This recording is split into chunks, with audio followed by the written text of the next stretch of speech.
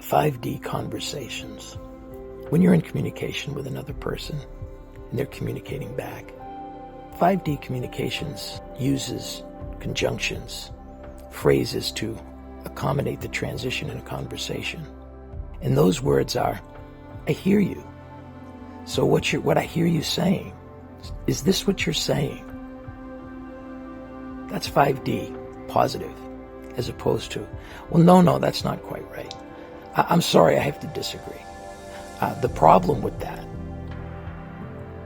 think of the spiritual energies that are at play in a conversation.